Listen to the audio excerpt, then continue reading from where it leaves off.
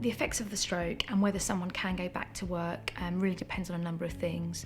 It can be things like the severity of the stroke, how quickly they received treatment, whether it was treated like a medical emergency, which it always should be, the kind of support they got following the stroke, so did they get occupational therapy, were their employers supportive, and also the extent to which your job can be adapted to suit your needs and what you can do. Broadly speaking, a stroke can affect people in three main ways. One is the effects of stroke that can be cognitive, so that's problems with thinking and memory and concentration. There's problems with communication, what we call aphasia, which is problems with understanding or making yourself understood to those around you. And then there's the so-called hidden impairments of stroke, which are much more difficult to describe. And examples of this are things like fatigue, which is this extreme neurological tiredness, which doesn't just get better after rest.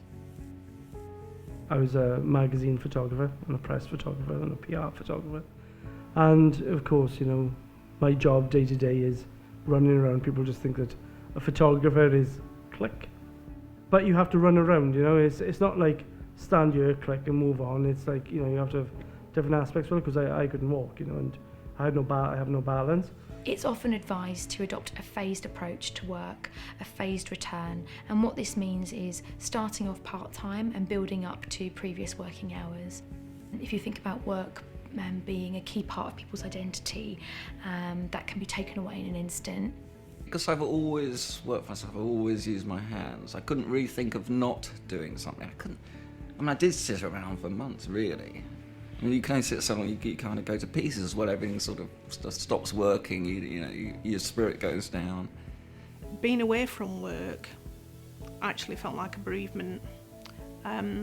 More so being away from my colleagues. At times it felt a very dark place to be.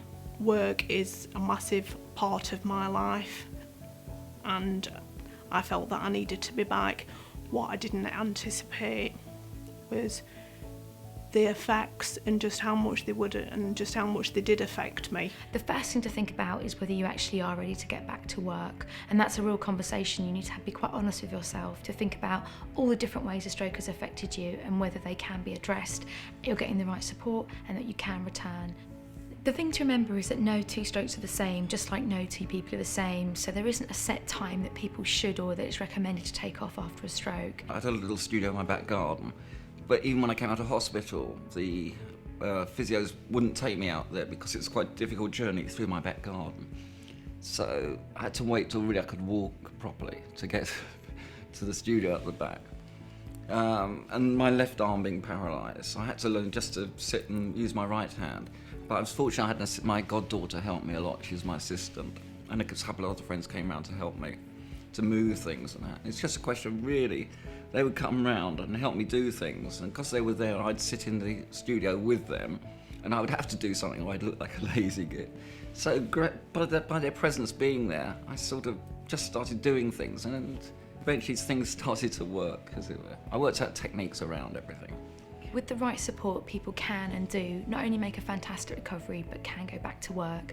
And actually work can be a part of people's recovery. Speak to family and friends, speak to a GP and all the health professionals that you've been working with. So in particular, an occupational therapist will be able to give you guidance as to whether they think you're ready to get back to work. We did worksheets, we discussed about the kind of work that I had to do at work.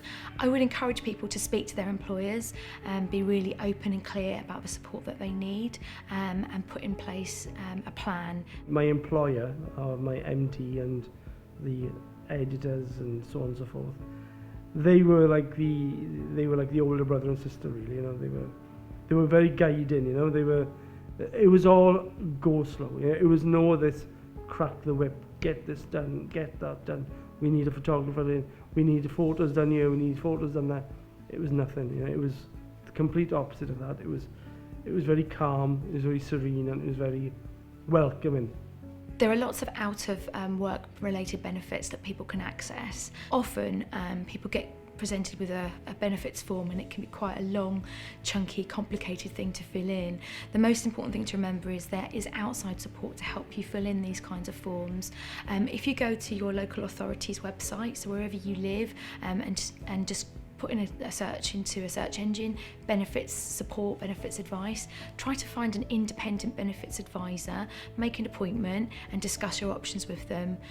Examples can include employment support allowance or job seekers allowance or personal independence payment. It can be a really vital stopgap that can be a lifeline as part of your recovery that can support you in the journey back to work.